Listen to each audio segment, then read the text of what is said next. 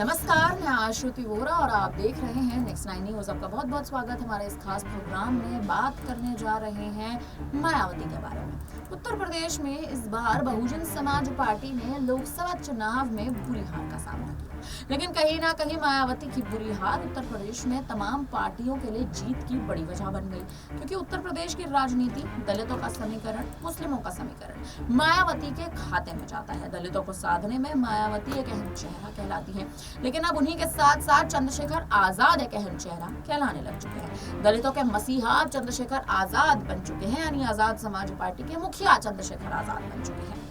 इसी बीच लोकसभा चुनाव में मायावती की हार, बीएसपी की हार और आकाश आनंद को पार्टी से निष्कासित कर देना, ये तमाम वो बड़े मुद्दे थे जिन मुद्दों ने कहीं ना कहीं राजनीति को एक अहम चेहरा दे दिया था। और इस वक्त उत्तर प्रदेश में इस बार जो स्थिति मायावती की कहीं ना कहीं बनी हुई है, अब उपचुनाव में भी मायावती ने प्रत्याशी उतारने का ऐलान भी कर दिया है और अपने प्रत्याशियों की सूची भी जारी कर दी है। उपचुनाव में आखिरी बार साल 2012 में मायावती ने अपने प्रत्याशियों को उतारा था और अब साल 2024 के उपचुनाव में उत्तर प्रदेश के मायावती ने अब जाकर एक बार फिर उपचुनाव में अपने प्रत्याशियों को उतारने का अहम फैसला लिया है। लेकिन सवाल इस बात पर है कि मायावती क्या सच में उपचुनाव लड़ना चाहती हैं, या फिर मायावती ने मात्र केवल अपने भतीजे आकाश आनंद की राजनीति में एंट्री करवाने के लिए उपचुनाव में प्रत्याशियों को उतारने का ऐलान किया है, उपचुनाव लड़ने का ऐलान किया है। हाल ही में मायावती ने हरियाणा में इनेलो के साथ यानी अभय सिंह चौटाला की पार्टी के साथ गठबंधन भी कर लिया था। हरियाणा की चुनावी तारीखों का भी ऐलान हो चुका है। कहा यह जा रहा है कि मात्र एक फेज में हरियाणा में एक चरण में ही चुनाव होता नजर आएगा, एक चरण में ही मतदान होता नजर आएगा। लेकिन उससे पहले जो इस वक्त मायावती अब उत्तर प्रदेश में अपनी स्थिति बनाई हुई है, आने वाले समय में मायावती क्या आकाश आनंद की जो उन्होंने वापसी कराई है, क्या आकाश आनंद मायावती के लिए एक अहम चेहरा बनते नजर आएंगे? क्या आकाश आनंद जो अब अपनी चुनावी जनसभाओं की शुरुआत कर चुके हैं, क्या वही आकाश आनंद हरियाणा में चुनाव की कमान संभालते नजर आएंगे? क्योंकि हरियाणा में अब बेहद जल्द आचार संहिता लगने लग जाएगी और जिस दिन हरियाणा में आचार संहिता लग जाएगी उसके बाद से ही हरियाणा का जो राजनीतिक समीकरण है वो पूरी तरह से बदलता नजर आएगा। आपको बता दें, मायावती का अभय सिंह चौटाला के साथ गठबंधन और कयासों का दौर ये कहना कि अब चंद्रशेखर आजाद भी जेजेपी यानी दुष्यंत सिंह चौटाला की पार्टी के साथ गठबंधन कर सकते हैं। भारतीय जनता पार्टी की स्थिति हरियाणा में पहले ही खराब है। नायब सिंह सैनी के तमाम विधायक पार्टी छोड़ के जा चुके हैं। 36 विधायकों ने हाल ही में हरियाणा में बीजेपी का साथ छोड़ दिया था, अन्य पार्टियों में शामिल हो गए थे। लेकिन अब हरियाणा की सरकार आखिर किस ओर मुड़ती नजर आएगी? आकाश आनंद की तमाम प्रेस वार्ता और आकाश आनंद ने जिस हिसाब से चुनावी जनसभाओं में कदम रख लिया है, अब आकाश आनंद लगातार ऐसे बयान भी देते आने वाले समय में नजर आ सकते हैं जो मायावती के लिए भारी पड़ सकते हैं। फिलहाल हाल ही में जो आकाश आनंद ने जनसभा की, इसमें तमाम बड़े बयान वो देते नजर आए। क्या कुछ उन्होंने कहा, आप पहले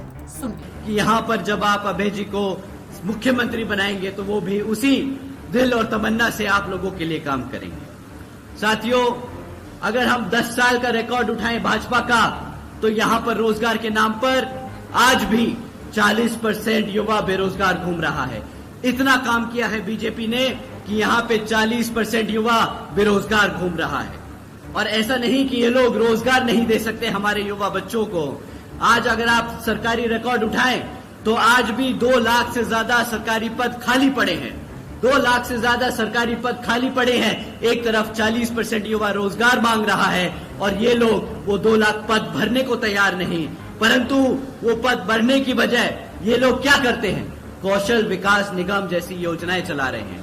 पक्की नौकरियों देने की बजाय ये कॉन्ट्रैक्चुअल यानी अस्थायी नौकरियां भरने की कोशिश कर रहे हैं, जिसके तहत जो पक्की नौकरियों में आरक्षण मिलने की व्यवस्था तय की गई है वो आप लोगों को ना मिल सके।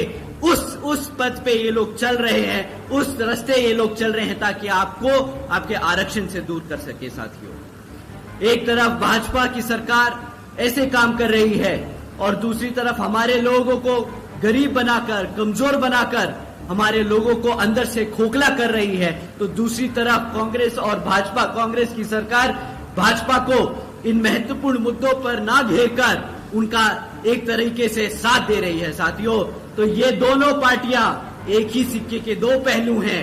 एक तरफ डंडा मारता है तो दूसरी तरफ ताली बजाता है और पिसता है हमारा किसान, हमारा दलित, हमारा पिछड़ा वर्ग। साथियों, समय आ गया है कि ऐसी सरकार को अब आप जड़ से उखाड़ फेंक हमारे अभय सिंह चौटाला जी को सत्ता में बिठाकर अपना भविष्य सुरक्षित करने का। साथियों, दूसरी तरफ, एक तरफ तो ये लोग हैं और दूसरी तरफ आदरणीय बहन कुमारी मायावती जी ने 5 साल में 90,000 से ज्यादा शिक्षकों को रोजगार देने का काम किया था। 1 लाख से अधिक सफाई कर्मचारियों को रोजगार देने का काम किया। 2 लाख से अधिक पुलिस फोर्स में भर्ती की और यही नहीं, 30 लाख से अधिक अपर कास्ट समाज के कमजोर वर्गों के लोगों को सरकारी नौकरियों देने का काम किया। साथियों, यही नहीं बल्कि बहन जी के शासनकाल के दौरान बसपा की सरकार ने कृषि एवं संबंधित कार्यों में मिनिमम वेज को 55 रुपए से बढ़ाकर 100 रुपए प्रतिदिन किया था और हमारे पिछड़े वर्ग की क्रीमी लेयर की वार्षिक आय को 3 लाख रुपए से बढ़ाकर 5 लाख रुपए करने का काम किया।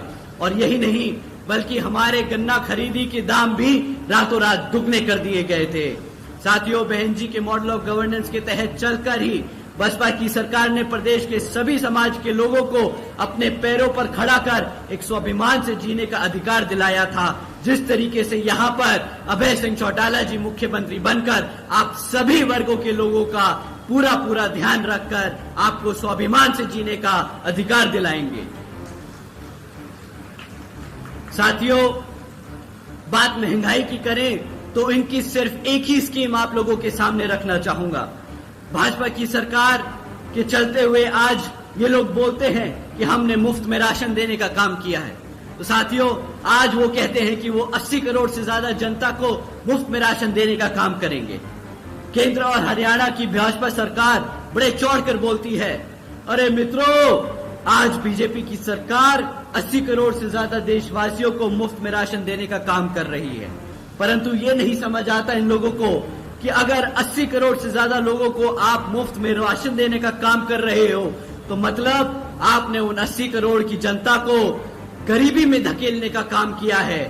परंतु साथियों, अगर ये लोग अपना वादा पूरा करते जो 2014 में किया था कि 2 करोड़ सालाना नौकरी देने का, तो इन्हें शायद ये मुफ्त में राशन देना नहीं पड़ता।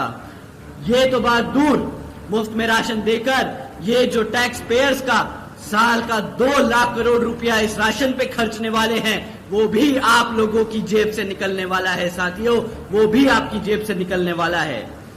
एक तरफ ये लोग आपको टैक्स के माध्यम से चूसते हैं, दूसरी तरफ वो टैक्स का पैसा राशन पे उड़ाते हैं।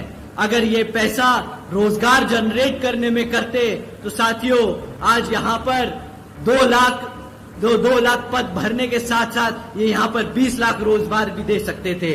परंतु इन्होंने वो काम कुछ नहीं किए। इन्होंने बस आप लोगों का ध्यान भटकाने के लिए मुफ्त में राशन देने का काम किया है।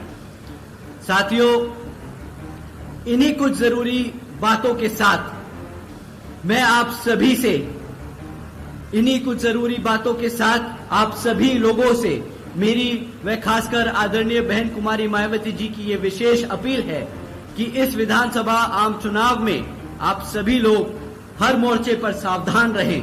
आपका वोट बहुत कीमती है। आपका कोई वोट खरीद ना पाए, आपका वोट कोई लूट ना पाए, आपका वोट पढ़ने से रह ना जाए। साथियों, जाति बिरादरी, धन बल, मंदिर मस्जिद या किसी भी भावना आदि के नाम पर कोई स्वार्थी अपने जाल में फंसाकर आपके वोट का दुरुपयोग न कर ले, क्योंकि देश के हर महिला, पुरुष व युवा को वोट का अधिकार यहाँ परम पूज्य बाबा साहब डॉक्टर भीमराव अंबेडकर जी की अति महत्वपूर्ण देन है। साथियों, मैं आप सभी लोगों से ये खास अपील करता हूँ कि अपने यहाँ जिन जिन क्षेत्रों में बीएसपी और एनएलओ के विधानसभा उम्मीदवार चुनाव लड़ रहे हैं, तो उन्हें आप लोग वोटिंग मशीन पर बसपा का हाथी चुनाव चिन्ह और एनएलओ का चश्मा चुनाव चिन्ह के सामने वाला बटन दबाकर यहाँ पर।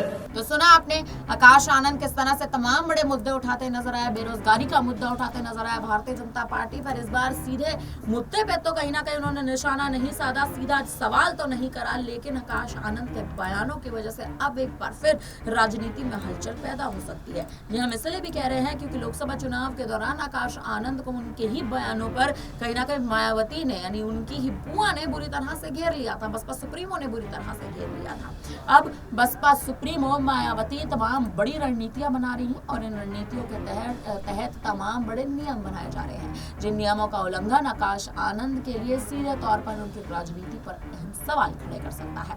आने वाले समय में आखिर आकाश आनंद मायावती के लिए कितने फायदेमंद साबित होंगे, ये अब एक दिलचस्प मुद्दा है। और इसी बीच कहीं ना कहीं मायावती का जिस हिसाब से अपनी ही पार्टी के कार्यकर्ताओं को एक मौका देना और चुनावी मैदान में उतारना, चुनावी प्रभारी इस बार उत्तर प्रदेश के उपचुनाव में घोषित कर देना, आने वाले समय में मायावती का कदम क्या होगा, ये भी अब एक दिलचस्प मुद्दा बनता जा रहा है। फिलहाल अब इस पर आप क्या कहेंगे? उत्तर प्रदेश की राजनीति में जिस हिसाब से हर दिन हलचल हो रही है, इस पर अब आपकी क्या राय है? हमें कमेंट करके जरूर बताइएगा। तमाम बड़ी खबरों के लिए बने रहिए हमारे साथ, देखते रहिए नेक्स्ट टाइम।